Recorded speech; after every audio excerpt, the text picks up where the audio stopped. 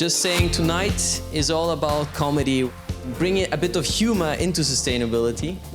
Please welcome to the stage the fantastic Jacob.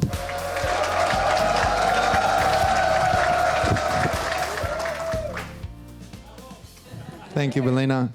Hi, g'day, I'm Jacob. I'm InnoEnergy Select alumni. I'm half Filipino, and you can probably hear from my accent that the other half comes originally from Australia. Or, as an Aussie would say, Straya. Just S-T-R-A-Y-A. Bloody Straya, mate. So we're so lazy that we can't even say half the letters in our nation's name. Or maybe we're hyper efficient and we don't want to waste letters when they're not necessary. So this paradox is actually a fundamental part of Australian culture, hence why we don't want to waste any of the coal that we have. We figure we've got it, so in the name of efficiency and a handful of billionaires' wallets, we just have to dig up every last gram and burn it.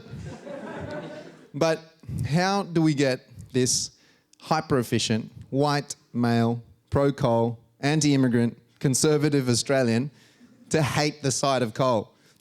How do we make coal as unpopular to these men as, say, vegans are?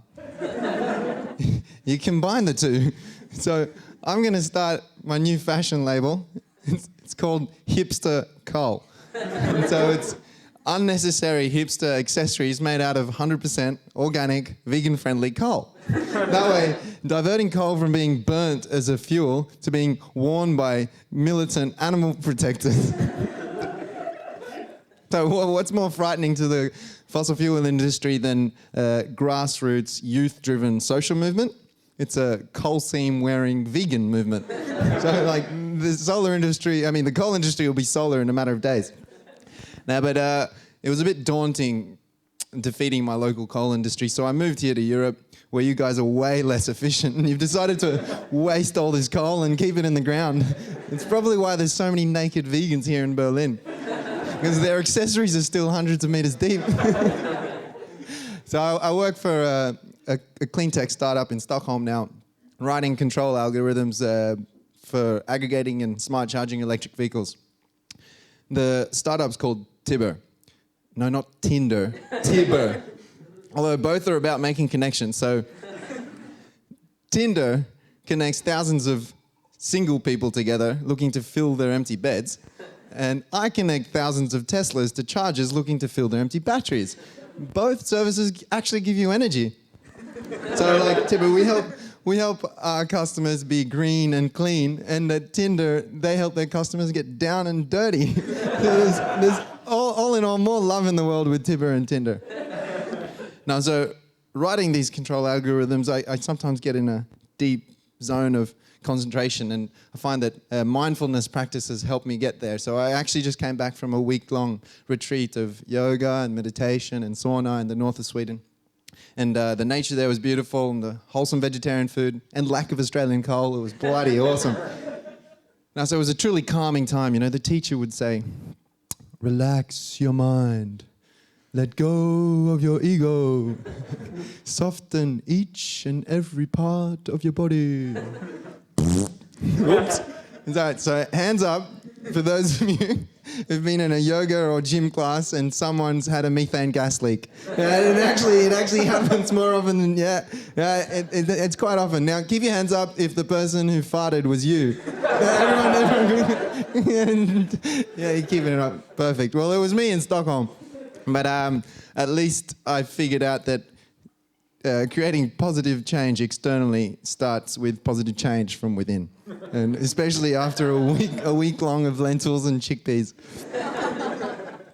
Now, so at this same yoga retreat, I was sitting in the freezing water of an ice bath after a sauna, and it got me thinking of the Titanic and life there before and during its sinking. And actually there's some striking similarities between the Titanic and where we are today with climate change. So as the crew are toiling away downstairs below deck, shoveling coal, Australia style, there's a flamboyant, exuberant party above deck, first class party, with champagne popping and music pumping, and everyone's having a great time. And that's where I'd be, of course, enjoying the party. But every now and then I'd go out on the balcony and see this huge pack ice zooming past, still unmelted at this stage. And I get this sickly feeling, it doesn't quite feel right. There's something wrong here. You know, this huge ship would be really hard to turn, and yet we're going straight ahead to our eventual demise. But the party's so much fun, and like we're having too good a time to even care. So how do we unplug the sound system, stop this party in its tracks, and face up to the consequences? I've actually got a new app feature for my boss at Tibber.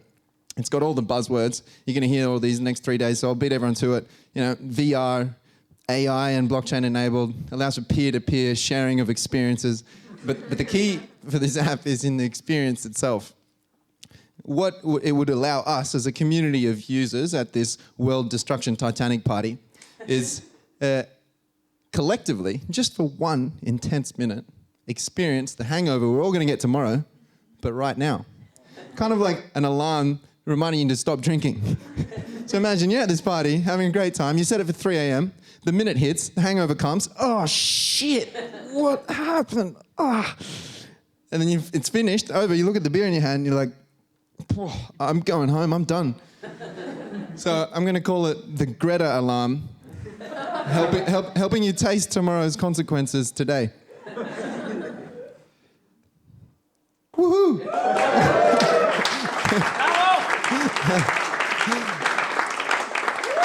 Now, so back to some other parallels between the looming iceberg of the Titanic and climate change, the parallel between the two.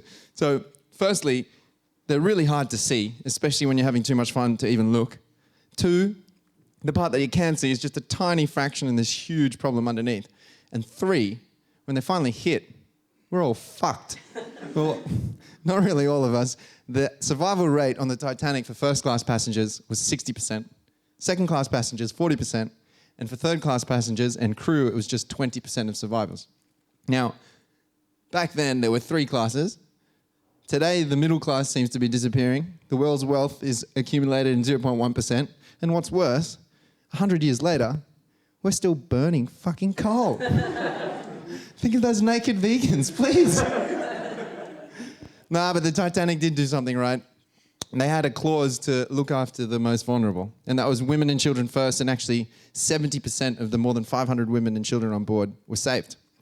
Unfortunately, in our ultra-capitalist system, the patriarchy have removed that clause, but we're working with Greta to bring it back. So it's time to stop doing things Australia style for the 1%, and it's time to start doing things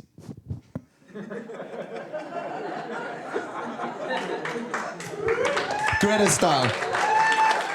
And call for a grassroots-driven Green New Deal for the 100% of us. And just like Tibber and Tinder, bring more connection and love to the world. Thank you very much.